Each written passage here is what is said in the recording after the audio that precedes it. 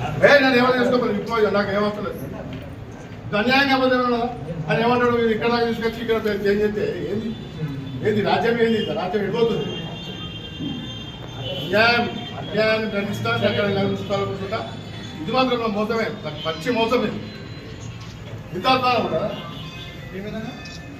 ఇక్కడ దాకా నా పేరు కూడా రాగానే పేరు తీసి ఇంకో పేరు పెడతారు ఇది అధిష్టానం వల్ల లేకపోతే అగట ఇదట ఎవరిస్తాను నాకు మోసాలు అధిష్టానమా అన్యాయం అన్యాయంగా పడితే ఏమంటారు ఇక్కడికి వచ్చి సారీ అంటే ఒక సారీతో పోతుంది మొత్తం కులాల పిచ్చి బంద్ చేయాలి మతాల పిచ్చి బంద్ చేయాలి ఇతర కులాలు ఎవరు ఓటేద్దా చెప్పండి అదే కడుపు మండి 36 మాట్లాడతా ఇంకా ఏం చెప్తావు కడుపు మండి 36 ఇక్కడికి వచ్చినాక సారీ అంటే ఎవరంటే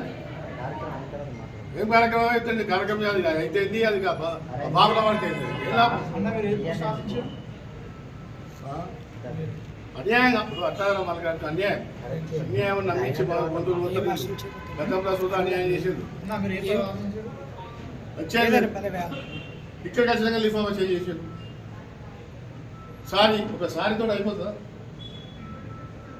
కేటీఆర్ ఆదేశాలు ఉంది మేము మౌనంగా ఉన్నాం సార్ మీద పనిచేస్తాం అన్యాయానికి అన్యాయం జరిగేది మీరు వెళ్ళిపోండి అంటే ఇలా వచ్చినాం ఇక్కడ ఖచ్చితంగా లిఫామ్లు చేసాం ఎలా సాధ్యమని ఇట్లా ఎన్ని రోజులు చేస్తారు ఎంతమంది బలి చేస్తారు ఇయ్యా చెప్పుంది మేము అడుగు ఇయ్యామయ్యా మీకు పలానాలకు ఇద్దామని చెప్పచ్చు కదా బ్రహ్మాసి వినాయక మళ్ళీ ప్లేస్లో మాట్లాడాలి సార్